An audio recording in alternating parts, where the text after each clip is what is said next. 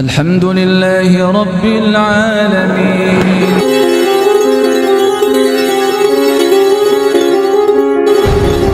Kadang madu sedemikian samar, kelihatan seolah-olah seperti racun. Sebaliknya, racun termanipulasi sedemikian rupa sehingga seolah-olah seperti madu. Bagi orang yang tidak waskito, yang tidak punya ketajaman iman, ini akan susah membedakan mana yang madu, mana yang racun. Ibu, Bu, kalau ibu ada madu dan racun, kalau ibu suruh milih, dikasih, ibu mau diracun apa mau di madu, Bu? Di apa, Bu? Katanya sama-sama racun ini.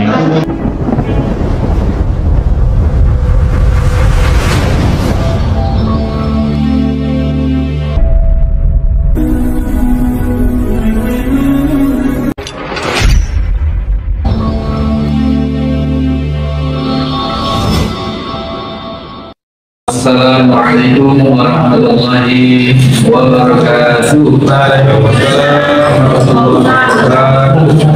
Alhamdulillah, nahmaduhu wa nasta'inuhu wa nastaghfiruh wa na'udzu billahi min shururi anfusina wa min sayyiati a'malina. May yahdihillahu fala mudilla lahu wa may yudlil fala hadiya lahu. Asyhadu an la ilaha illallah wahdahu la syarika lahu. Asyhadu anna Muhammadan 'abduhu wa rasuluhu la nabiyya ba'dahu. Allahumma shalli wa sallim wa barik 'ala Muhammadin wa ala alihi wa sahbihi wa sallam. Hadirin hadirat jamaah musalla Riyadhus Shalihin, warga Geraha Bumi Ayu Dauhan Situbondo, rahimani wa rahimakumullah. Poin utama dalam peristiwa Isra Mi'raj ini adalah bahwasanya Rasul Shallallahu Alaihi Wasallam diperlihatkanlah banyak peristiwa-peristiwa, banyak hikmah-hikmah. Di antaranya ketika di dalam perjalanan itu malaikat Jibril menyajikan 2 gelas minuman. 2 gelas minuman ini berisi arak. Waktu itu arak belum diharamkan, Pak. Belum ada ayat innamal khamru wal maisir rijsun, itu belum ada. Belum ada sama sekali. Jadi minuman, 2 minuman ini, 1 gelas arak, 1 gelas madu, ini sama-sama masih belum ada pengharaman untuk arak. Tetapi ketika Rasul disuguhkan 2 minuman ini, Rasul mantap mengambil madu dan diminum madu itu. Kemudian setelah Rasul minum selesai, malaikat Jibril menyatakan, "Shadaqta ya Muhammad, laqad asabtal haq." Engkau benar Muhammad, pilihanmu benar, pilihanmu tepat. Nah, kenapa Jibril? Nabi bertanya seperti itu. Iya, untung yang engkau pilih adalah madu. Seandainya yang engkau pilih adalah yang arak, tentu kelak umatmu akan menjadi umat yang pemabuk semua. Ini Bapak Ibu sekalian, bahwasanya arak dan madu adalah dua hal minuman yang sedemikian jelas terang benderang, bahwa yang satu pada akhirnya menjadi minuman yang diharamkan. Khamr diharamkan meskipun pengharamannya itu bersifat gradual. Pertama dinyatakan bahwa khamr itu ada manfaatnya tetapi lebih besar madharatnya. Dijauhkan. Kemudian setelah terkondisi dijelaskanlah bahwa arak atau khamr itu judi, babi, ya, termasuk anjing, itu najis, rijsun min amalis syaitan. Najis, mbahnya najis, rijsun itu najisnya najis, dan itu perbuatan setan. Bapak Ibu sekalian, hari-hari ini kita dihadapkan dengan madu, dengan racun atau khamr. Kalau apa itu lagu dulu ya, tahun 80-an ada lagu Madu dan Racun, Pak. Madu di tangan kananku, itu ya, racun di tangan kiriku. Itu jelas Pak, urusannya jelas. Madu di tangan kanan, jelas kanan ini lambang kebaikan, racun di tangan kiri. Kalau suruh milih, tentu orang yang normal, yang waras, pilih yang kanan, karena itu madu. Jelas madunya, jelas racunnya itu. Nah sekarang ini dalam kehidupan kita ada banyak yang haram, ada banyak yang halal, ada banyak yang baik dan ada banyak yang buruk. Nah umumnya seseorang itu mengambil yang baik. Sekarang sudah pinter Pak orang-orang kalau ke masjid apa itu ya, khotib khotbah, saudara-saudara sekalian, ambillah yang baik-baik, tinggalkan yang buruk. Pas gitu berangkat Jumatan nggak pakai sandal, pulang praktek Pak, cari mana yang baik dibawa, yang buruk ditinggal. Ini antara baik dan buruk sedemikian jelas. Ibu-ibu di rumah punya TV, di rumah punya TV, punya komputer, punya Android. Sesungguhnya di dalam TV, di dalam komputer, di dalam Android itu sangat jelas mana yang baik dan mana yang tidak baik. Sehingga kalaupun harus meminjamkan Android itu ke anaknya, sesungguhnya sangat jelas mana yang harus diberikan, mana yang tidak harus dipertontonkan. Era kekinian Pak, sekarang ini semakin runyam. Kadang madu sedemikian samar, kelihatan seolah-olah seperti racun. Sebaliknya racun termanipulasi sedemikian rupa sehingga seolah-olah seperti madu. Jadi ini repot ini bagi orang yang tidak waskito, yang tidak punya ketajaman iman. Ini akan susah membedakan mana yang madu, mana yang racun. Ibu, Bu, kalau ibu ada madu dan racun, kalau ibu suruh milih, dikasih, ibu mau diracun apa mau dimadu Bu? Kenapa Bu? Katanya sama-sama racun ini. Sudah sangat jelas itu mana madu, mana racun. Bapak-bapak itu kalau sekarang itu banyak madu yang palsu Pak. Iya. Jadi salah satu bukti untuk mengetes madu itu asli atau tidak asli itu katanya gampang. Bawa aja pulang madu itu. Nah kalau istri melempar piring itu berarti madu asli. Itu Pak G. Jadi itu tentang madu dan racun. Ini salah satu hikmah, salah satu bagian kecil dari adegan di mana Rasulullah SAW sedang diperjalankan dari Masjidil Aqsa ke Sidratul Muntaha. Rasul diajak melintasi surga, diajak melintasi neraka, diperlihatkanlah orang-orang yang disiksa dengan diberikan penjelasan-penjelasan, kalau siksanya seperti ini, dosa-dosanya seperti ini wahai Muhammad. Sedemikian detil Jibril alaihissalam memandu baginda Nabi Shallallahu Alaihi Wasallam sampai pada satu tempat malaikat Jibril ini sudah tidak mampu lagi menembus, sehingga hanya baginda Nabi Shallallahu Alaihi Wasallam yang mampu menembus dan menghadap Allah Subhanahu Wa Taala. Disitulah diberilah perintah untuk sholat. Dan konon terlepas dari perdebatan hadis yang menyatakan bahwa awalnya adalah 50 waktu, kemudian turun, ketemu Nabi ini disuruh minta dispensasi sehingga tinggal lima waktu sholatnya. Ini terlepas dari perdebatan hadis itu sahih atau tidak sahih. Yang pasti yang sudah merupakan ijma ulama, tidak ada perdebatan, adalah bahwasanya inti dari perjalanan Isra Mi'raj ini adalah Rasul dipanggil oleh Allah, diperjalankan dengan diberi tugas atau diberi perintah untuk mendirikan sholat. Dan sholat ini sholat 5 waktu. Sholat 5 waktu ini adalah merupakan satu kunci pembeda antara orang mukmin dan orang kafir. Kalau amalia-amalia yang lain, Pak, seperti bersedekah, ini sesungguhnya berlaku universal. Sedekah itu bisa menambah banyaknya harta. Harta itu kalau disedekahkan itu tidak semakin berkurang, tetapi semakin bertambah. Ini berlaku bagi orang muslim maupun non-muslim.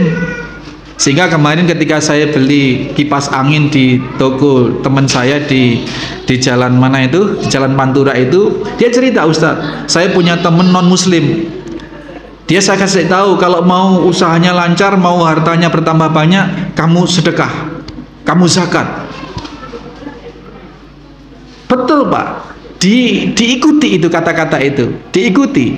Dan sukses dia, sukses. Jadi amalia-amalia yang bersifat sosial. Kenapa para Taipan itu sedemikian kemudian usahanya berkembang pesat? Di antaranya coba kalau kita amati, para Taipan itu sebenarnya CSR-nya itu tidak hanya yang terhitung di dalam kalkulasi perundang-undangan. CSR yang dikeluarkan itu, tapi dia sedemikian peduli dengan orang-orang sekitarnya. Ya kecil-kecilan lah toko di sini, ya Taipan kecil-kecil itu, sedemikian itu.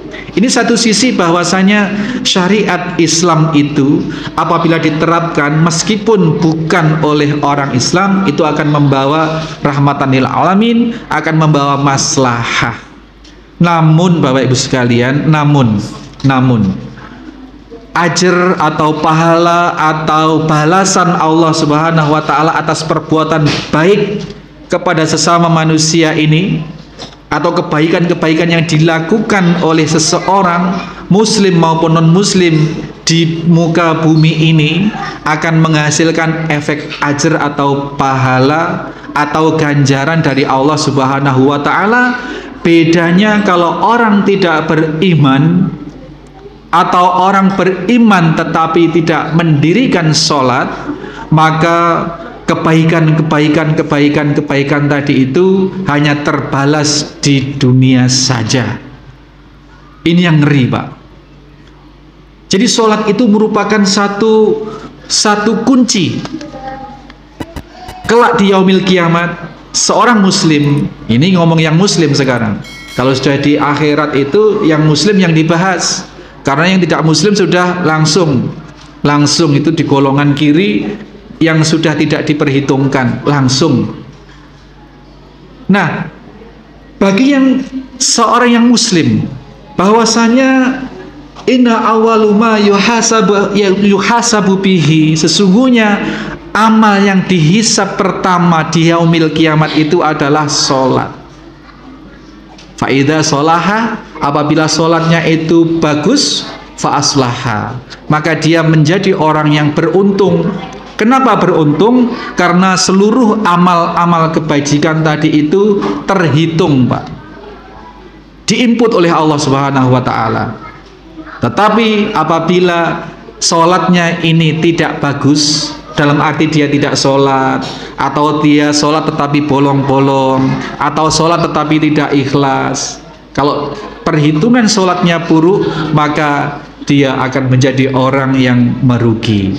Sering saya ibaratkan, Pak, bahwasanya ibarat baju-baju cantolan itu, baju-baju kita, sholat itu adalah cantolan atau paku yang di tembok.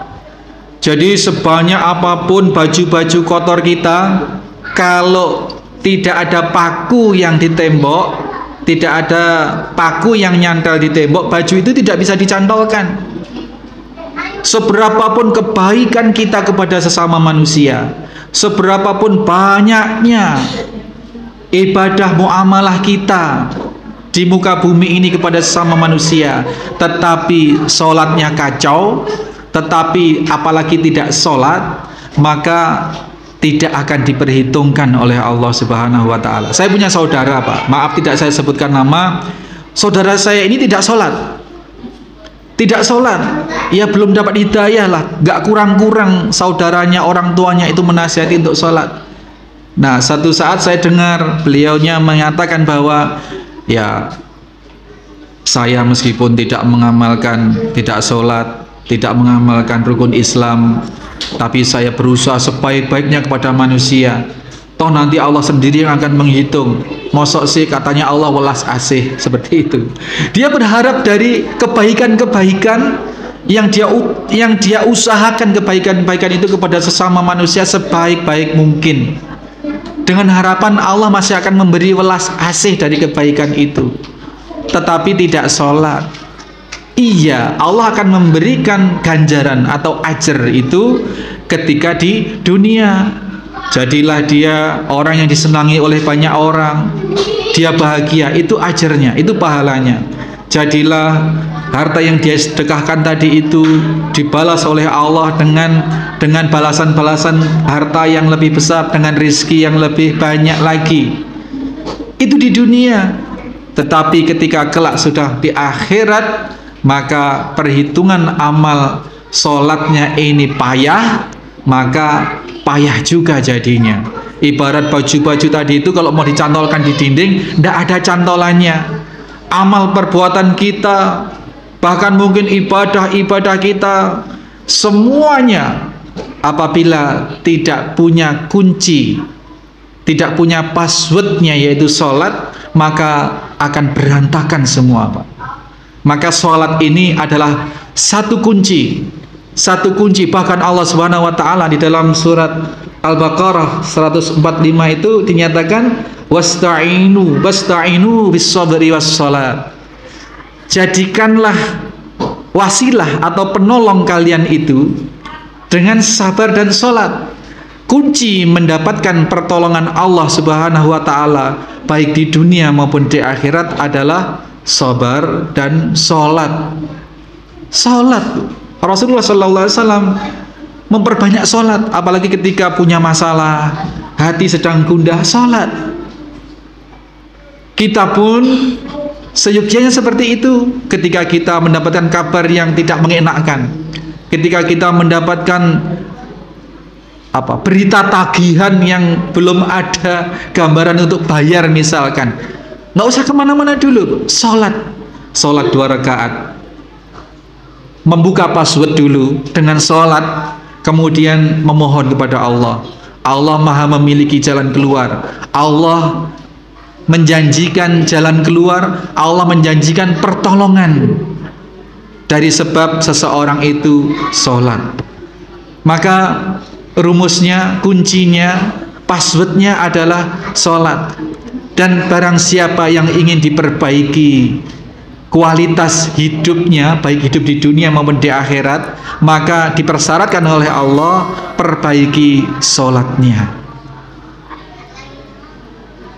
Bu, Ibu, ya, masih Bu, masih melek Bu. Alhamdulillah. Nggih. Bapak kalau sholatnya kendor Bu, dikencengin. Kenapa? Karena bapak ini adalah penanggung jawab keluarga, tulang punggung keluarga. Kalau kualitas hidup keluarganya ini kacau, maka cara ngencenginya berangkat dari ngencengin sholatnya Bu. Sholat fardu terutama, syukur-syukur ditambah sholat rawatibnya. Ya, sholat sunnah yang paling utama itu adalah sholat rawatib. Karena itu sunnah muakkadah. Tetapi di antara sholat sunnah yang tidak muakkadah, yang paling utama adalah sholatul lail atau sholat malam. Sholat malam itu bisa sholat ba'diyah isya, bisa sholat witir, bisa sholat tahajud, bisa sholat macam-macam yang dilakukan di malam hari. Perbanyak sholat, mengembalikan semua persoalan kepada Allah Subhanahu wa taala dengan membuka passwordnya yaitu sholat. Jangankan urusan-urusan yang sifatnya gaib, urusan-urusan yang sifatnya spiritual, sedangkan persoalan-persoalan yang bersifat material saja, persoalan-persoalan yang bersifat matematis saja, ini bisa terpecahkan dengan apabila kita mawadul ke Allah Subhanahu wa taala dengan sholat.